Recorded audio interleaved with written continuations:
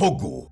Uma enorme cobra de fogo, com olhos grandes o suficiente para serem comparados com os faróis de um carro, talvez até maiores, já que podem até mesmo cegar aqueles que tiveram o azar de encontrar essa criatura ou entidade. Muitos a conhecem como Boitatá, uma figura que entrou para o folclore brasileiro. Mas você sabe como começou a história dessa serpente de fogo?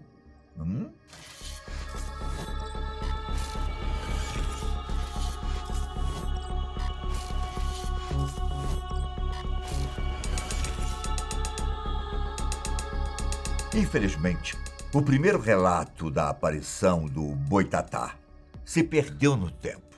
O que nós sabemos é que a lenda tem origem indígena, dos nativos daqui do Brasil, antes da colonização. Então, as possibilidades são de que existam histórias envolvendo uma serpente de fogo há séculos e mais séculos. Talvez milênios, passadas de geração em geração, da mesma forma que fazemos com os personagens do nosso folclore, mas talvez com mais seriedade e medo do desconhecido. Por volta de 1560, logo após os europeus desembarcarem por aqui, alguns missionários deram início à catequização dos povos nativos. E entre os vários missionários que realizaram trabalhos, estava o padre José de Anchieta.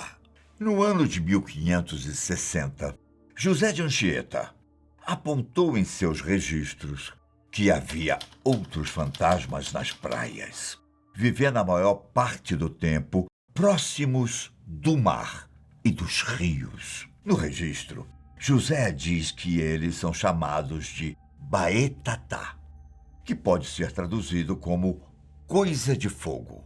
Não tem como saber se o padre presenciou o que ele mesmo descreveu ou se foi apenas o que ele ouviu dos nativos.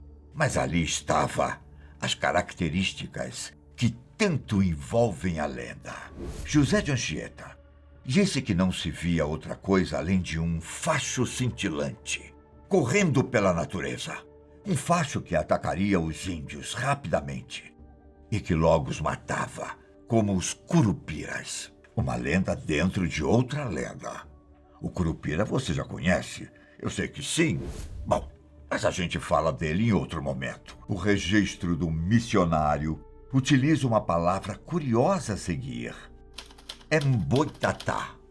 Veja, a palavra emboi significa cobra na língua tupi. E tatá, na mesma língua, quer dizer fogo, cobra de fogo. De acordo com José, o Emboitatá é responsável por proteger os campos contra pessoas que colocam fogo neles, quase como uma força da natureza. Ao contrário do que dizem hoje em dia, esses primeiros relatos da criatura a descrevem como uma pequena serpente de fogo que mora na água.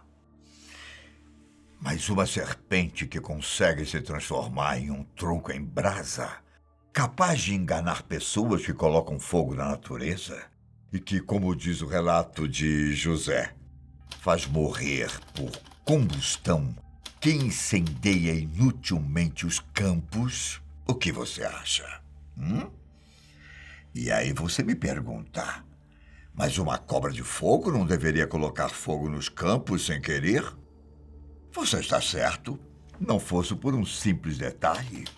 As chamas da cobra são mágicas e não incendeiam nada além dos humanos.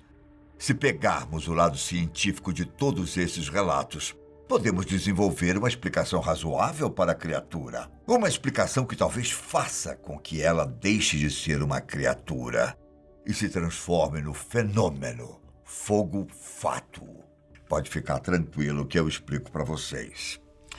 No momento em que o corpo orgânico começa a se decompor, o gás metano acaba sendo liberado no ar. Em locais com boas condições, para que o metano se concentre, é possível que uma espécie de explosão espontânea aconteça durante o contato dele com o ar. Normalmente são formadas chamas azuladas, de 2 a 3 metros de altura.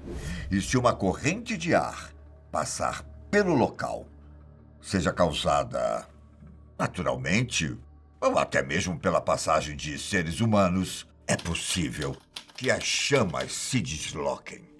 E é nesse momento que testemunhas do Boitatá poderiam ter a impressão de que uma serpente de fogo as estivesse perseguindo. Por conseguir surgir tanto em pântanos, cemitérios e lagos, o fenômeno logo teria se tornado história e, com o tempo, uma lenda muito bem estruturada.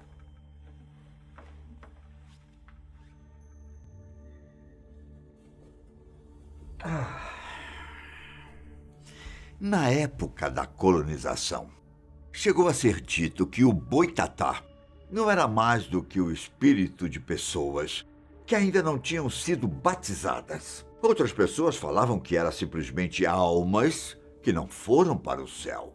E havia ainda a ideia de que o facho cintilante era o filho gerado entre irmãos. Ainda assim, como toda boa lenda, ela foi ficando cada vez mais encorpada com o passar dos anos. Uma das versões coloca a criatura como um ser ainda mais ancestral do que pensamos, lá da época do dilúvio. Segundo as minhas pesquisas, algumas áreas da região sul do Brasil contam que uma cobra teria entrado em um buraco para se proteger da chuva, que durou dezenas de dias. E de noites também, claro. E lá ficou, até ser seguro sair, no escuro, sem ninguém. Os olhos do bicho teriam crescido na época. E por ficar tanto tempo na escuridão, ele não conseguia mais aparecer durante o dia, apenas na parte da noite, quando era capaz de ver o mundo. Há quem diga que depois de acordar de um longo sono e sair do buraco, o Boitatá estava com bastante fome e decidiu se alimentar dos olhos dos animais mortos que não sobreviveram. Olhos que boiavam na água e reluziam a forte luz que os bichos enxergaram em seus momentos finais. Depois que a cobra os comeu, uma reação inesperada veio à tona. A cobra não só começou a resplandecer depois de um tempo, como também acabou ficando translúcida. Tudo isso até se tornar a criatura como conhecemos atualmente.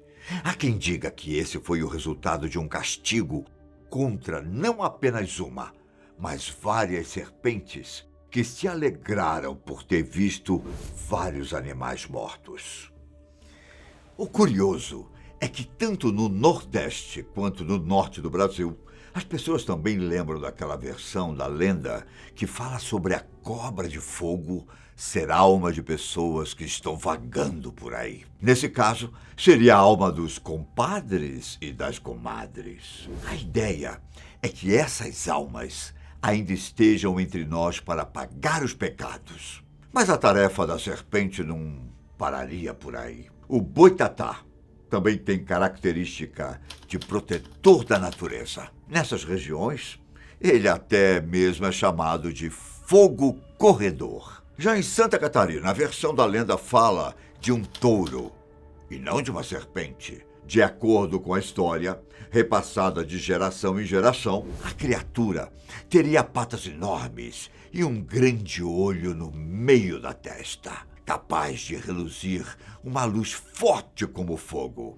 Na região centro-sul, Batatá. Na Bahia, Biatatá. Em Minas Gerais, Batatau. E em outros lugares, Baitatá. Não importa a região, uma criatura de fogo parece estar sempre pronta para proteger a natureza. Uma criatura tão forte no nosso folclore que saiu do falado e foi para a literatura. Seria mesmo essa criatura uma entidade protetora das florestas? Ou ela é apenas um fenômeno científico que não soube ser explicado por nossos antepassados e se tornou uma lenda? Me conte o que você acha e dê uma dica de lenda para contarmos aqui. Obrigado pela companhia e até mais, estou te esperando.